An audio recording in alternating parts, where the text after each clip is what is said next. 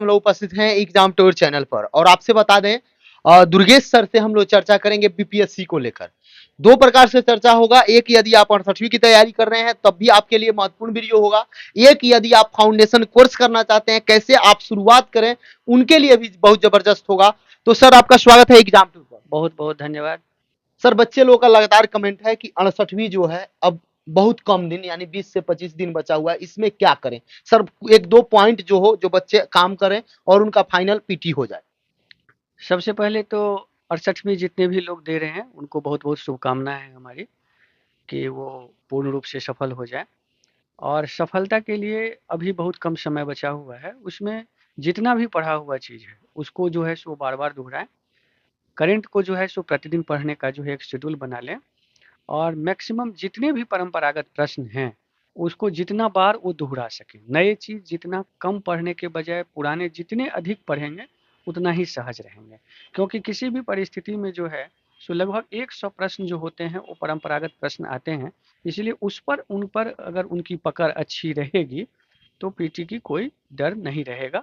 इसलिए थोड़ा सा उसको ध्यान में रख करके करेंगे तो अच्छा रहेगा। सर अभी टेस्ट सीरीज कितना कारगर होगा? वो देखिए, अपने से लगाएं या कहीं जाकर लगाएं, कितना हाँ, कारगर होगा? देखिए, दोहराने का जो तरीका होता है वो दो तरह से होता है। एक होता है कि जो पढ़े हुए चीज़ों को दोहराते हैं, तो पढ़े हुए चीज़ों को जब हम लोग रिवाइज कर रहे होते हैं तो और एग्जाम में जब क्वेश्चन बनाते हैं तो कई बार क्या होता है कि पढ़ा हुआ चीज़ वहाँ कन्फ्यूजन होता है। तो अगर मान लीजिए पढ़े हुए चीज़ों को अगर प्रैक्टिस सेट के द्वारा, अभ्यास के द्वारा, सेट के द्वारा अगर मान लीजिए अपने घर पर या क्लासरूम में या कहीं बाहर अगर बना करके देखते हैं तो उसमें जो है सो कन्फ्यूजन कम हो जाता है, एक्यूरेसी का जो रेट है वो बढ़ जाता है। तो इसीलिए जहाँ कहीं भी हो, अगर जिस तरीके से अधिक वो प्रश्न को अपने नज़र से गुजार दें, जिससे कि वहाँ पर अगर उससे मिलते जुलते प्रश्न मिले तो सहज रहे। सर जो बच्चे, बहुत सारे बच्चे हैं जिनका एज नहीं था इस बार नहीं भर पाए, जो यदि बच्चे शुरुआत कर रहे हैं उनको कैसे शुरुआत करना चाहिए? देखिए, जब क्योंकि आप अब निगेटिव विषय हो हाँ, चुका है, इसको बिल्कुल। ध्यान में देखिए, रखें। सबसे बड़ी बात है नेगेटिव नहीं, अब जैसे आपने बोला कि निबंध, मतलब हाँ। निबंध वगैरह सारा चीज़, तो अब सिविल सेवा जो परीक्षा है वो कंप्लीटली एक तरह से सिविल सेवा की तरह हो गया है। जी। अब बीपीएससी जो है सो जैसे जो लोग कहते थे कि अच्छा बीपीएससी ही है, तो वो बीपीएससी नहीं है। अब थोड़ा-सा सहजता और गंभीरता से तैयारी करने की आवश्यकता है। इसीलिए वो अगर एक पूरी तरह से अगर अभी तैयारी सोच रहे हैं या तैयारी कर रहे हैं या कुछ भी अगर करना चाहते हैं तो उनको पूरे गंभीरता के साथ इसकी प्रकृति को, प्रत्येक आयामों को, पीटी के नेचर को, मेंस के नेचर को, मेंस में अन्य चीज़ों को, ये सब सारे चीज़ों को अच्छे से समझ करके तब तैयारी की शुरुआत करना चाहिए, जिससे कि 1 से 2 बार में ही सफलता होती है। अगर सही से तरीका से अगर सफल तैयारी की जाए तो 1 से 2 चांस महत्तम होते हैं, मैं मानता हूँ। इसीलिए मैंने 19 जनवरी से जो है सो आपको 3 बजे से एक जो है सो फाउंडेशन सेमिनार का आयोजन किया है, जिसका उद्देश्य है कि 69वीं 70वीं देने वाले जो लोग हैं या जो बीपीएससी सोच रहे हैं, मतलब जीरो से लेकर के संसार तक का, जो शून्य से संसार तक की यात्रा इस क्लास में तय होगी और उसमें संपूर्ण तैयारी होगी, सर्वांग तैयारी होगी अभी से ही। सर जिस 19 तारीख को क्या विशेष होगा सर बच्चे लोग? देखिए, 19 तारीख को जो विशेष है उसमें सबसे पहला चीज़ है कि बीपीएससी के बदलते हुए परिस्थिति में आप तैयारी कैसे करें। बीपीएससी का चरित्र जो है सो अब यूपीएससी से कितना मिलता जुलता हो गया है। अब हम निबंध की तैयारी कैसे करें, चूंकि अब हमारा सफलता में निर्णायक भूमिका हो गया। ऑप्शनल पेपर की तरह एक महत्वपूर्ण पेपर के रूप में निबंध आ गया है। तो निबंध की तैयारी कैसे करें, चूंकि निबंध कोई छोटा विषय नहीं है, सभी तरह की चीज़ों को हम कैसे समझें। तो इन्हीं सारे सिलेबसों को फॉर्मेट करके उनको तैयारी का पैटर्न क्या हो, ये सारा चीज़ सेमिनार में बताया जाएगा, जिससे कि वो अपने तैयारी को महत्तम आयाम दे सकें। एक तरह से आप ऐसे समझिए कि इसके माध्यम से हमारी तैयारी की आधी जो यात्रा है वो तय हो जाएगी। आधी यात्रा तय आधी यात्रा तय हो जाएगी। और यही जो है सो वो हमारे रूपरेखा को तय करेगा कि आगे हम कैसे पढ़ें, और इसको जब सीख लेते हैं तो हमारी तैयारी आसान हो जाती है।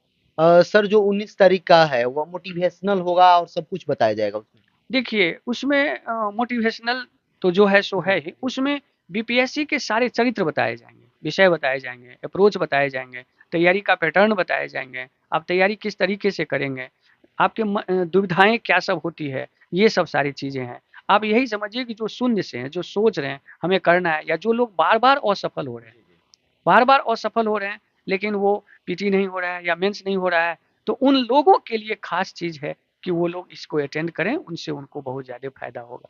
सर 68वीं के लिए कितना बेनिफिशियल होगा? 68वीं वाले लोगों के लिए भी फायदेमंद होंगे, वो लोग भी आकर के अगर करते हैं तो रणनीति पता लग जाता है कि हमें क्या करना चाहिए और किस रूप में जो है सो हमें जानना चाहिए, तो ये उनके लिए भी है। लेकिन जो फाउंडेशन जो 1 करना साल चाहते बाद हैं। देना चाहते हैं, उन लोगों के लिए ये महत्तम तैयारी, चूँकि ये जो हमारा प्रयास रहता है, ये टॉपर प्रयास है, इसको हम टॉपर प्रयास कहते हैं और इसी बैच से हमारा महत्तम रिजल्ट आता है। जो फाउंडेशन जिसको मैं तैयार करता हूँ, वो ऐसा होता है कि उसको 1 से 2 चांस हमने नहीं देखा है कोई लड़का दिया है, पहला से दूसरा चांस जाते-जाते उनकी सफलता हो जाती है। सर अभी जो बच्चे हैं जो एग्जाम देने वाले हैं 12 तारीख को, 12 फरवरी को, उनके लिए करेंट और बिहार स्पेशल वो कैसे करेंगे? क्योंकि यहाँ से बहुत प्रश्न रहते हैं। देखिए करंट के लिए अभी के संदर्भ में अगर कोई किताब बताया जाए या अभी के संदर्भ में मैं कुछ चीज़ें कहूँ पढ़ने के लिए अभिषेक जी, तो मुझे लगता है कि थोड़ा-सा क्या होगा कि लोग उस पर काम करने लगेंगे, बेईमानी होगा या हो सकता है नहीं कर पाएँगे तो उनका कॉन्फिडेंस जो है सो कमज़ोर हो जाएगा। तो इसीलिए मेरा मकसद 68वीं देने वाले किन्हीं भी अभ्यर्थियों का कॉन्फिडेंस कम करना नहीं है। उनकी जो भी तैयारी है, वो सब कुछ है। उनके पास जो भी संसाधन है, वो पर्याप्त हैं। लेकिन उन्हीं उन्हीं चीज़ों को वो बार-बार दोहराएँ। करंट का उनके पास कोई भी सोर्स हो, उसको वो बार-बार दोहरा लें। बिहार के लिए कोई भी सोर्स हो, वो उसको बार-बार दोहरा लें। लेकिन जितना महत्तम दोहराएँगे अभी, उतना ही फ़ायदेमंद रहेंगे। सर आपका संदेश क्या होगा अभ्यर्थी लोगों से?